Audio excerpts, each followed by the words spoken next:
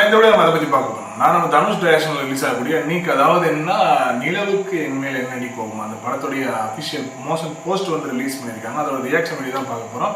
1 நிமிஷம் 9 செகண்ட் இருக்குங்க. பார்த்தீங்கன்னா நம்ம தனுஷ் சார் வந்து டைரக்ஷன் பண்ணுறாங்க. எப்படி இருக்க போகுதுன்னு தெரியல. பார்த்தீங்கன்னா அதில் நிறைய பேர் தெரிஞ்சவங்க நடிச்சிருக்காங்க. அனிகா சுரேந்திரன், அப்புறம் பிரியா வாரியர், இவங்கெல்லாம் நடிச்சிருக்காங்க. ஜிவி பிரகாஷ் தான் அதுக்கு வந்து மியூசிக்குமே பண்ணியிருக்காங்க. ஓகே, நம்ம ஃபர்ஸ்ட் ஆஃப் ஆல் நம்ம வீடியோக்குள்ள ரியாக்ஷன் பார்த்துன்னு பேசலாம். வீடியோக்குள்ள போகலாம். நீக் காதல்னா என்ன? ஐயோ ப்ரோ, வருது போறதெல்லாம் காதலா? என்ன வருதும் காதல், போறதும் காதல். காதல் காதல் கஸ்தூராஜா ஜெயலட்சுமி. ஓ, அவங்களோட ஓன் ப்ரொடக்ஷன். அவங்க அப்பா பேரு அவங்க அம்மா பேர் வருது. ஓகே, பேக்ரவுண்ட் ரொம்ப மைல்டா இருக்கு. அந்த அதில் இருக்க காஸ்டிங் வந்து நம்ம வந்து ரிவீல் பண்றாங்க போல. ஜிவி பிரகாஷ் குமார் மியூசிக். தனுஷ் வந்து கொஞ்சம் பேக் திருப்பி வந்து நான் ஜிவி கூட படம் பண்றது ரொம்பவே நல்லா இருக்கு. லாஸ்டா ஓகே, புதுசா இருக்காப்புல தெரியாது. அனிகா சுரேந்தர்.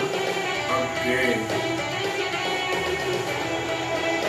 மேத்யூ தாமஸ். ஓகே, லியோ பயனா நடிச்சிருப்பாரு அவரு. இவங்க அந்த பிரியாவாரி.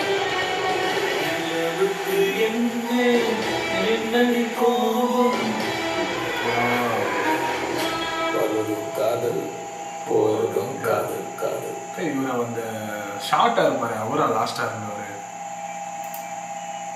ஓகே, இப்போ நம்ம பார்த்தீங்கன்னா வீடியோ பார்த்தாச்சுங்க. ரொம்ப ஷார்ட்டா இருக்கு. யார் நடிச்சிருக்காங்க அப்படின்றது வந்து ரிவீல் பண்றாங்க. பார்த்தீங்கன்னா இது தனுஷ் வந்து டைரக்ஷன் பண்றாங்க. ஜிவி பிரகாஷ் வந்து பேக்ரவுண்ட் மியூசிக். இதுல வந்து கொஞ்சம் சின்னதாக இது பண்ணியிருக்காங்க. நிலவுக்கு என்மேல் என்னடி கோபம், ஏதோ பழைய பாட்டோட வரிகள் மாதிரி தெரியுது. அவங்க அப்பா அம்மாவே வந்து ப்ரெசென்ட் பண்றாங்க. அவங்க தான் வந்து ப்ரொடியூஷன் பண்றாங்க. ஒன்றர்பாதுன்றதே வந்து பார்த்தீங்கன்னா அவரோட ஓன் ப்ரொடக்ஷன் தான்.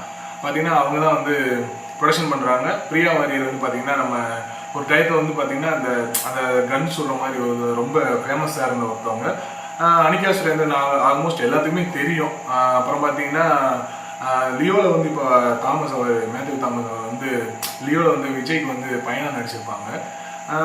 அப்புறம் பார்த்தீங்கன்னா அந்த லாஸ்ட்டில் வந்து பார்த்தீங்கன்னா ஒரு சோஃபாவுக்கு பின்னாடி எல்லாருமே வந்து வெட்டி பார்க்குற மாதிரி இருக்குது. லாஸ்ட்டாக இருக்கிற அந்த அவர் பேர் எனக்கு தெரியல சரியா.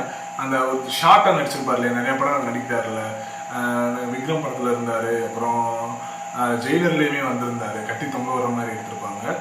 அவர் மாதிரி எனக்கு தெரிஞ்சிச்சு. மற்றபடி படத்தோட கதை பார்த்தீங்கன்னா ஒரு இன்ஸ்டாகிராமோட ஒரு லேபிளை யூஸ் பண்ணி அந்த இதில் அவங்க ஃபோட்டோஸ் இருக்குது, அதுக்கு லைக்ஸ் விழுகிற மாதிரி அந்த கான்செப்டில் வந்து இந்த வீடியோ வந்து ஷூட் பண்ணியிருக்காங்க. ஸோ இது ஒரு டேட்டிங் சம்மந்தமாக இல்லை ஒரு அதிகமாக ஆன்லைனில் இந்த சோசியல் மீடியாவில் இப்போ இருக்கிற மேட்ச் பண்ணி ஏதோ ஒரு படம் எடுத்திருக்கிற மாதிரி எனக்கு தோணுது.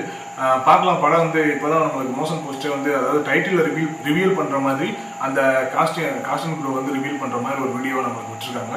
இனிமேல் தான் இதுக்கான டீசர் வரும், இதுக்கான ட்ரெய்லர் வரும். எல்லாத்தையும் நம்ம வந்து பொறுமையாக நம்ம எல்லாத்துக்குமே ரியாக்ஷன் வீடியோ போட தான் போகிறோம்.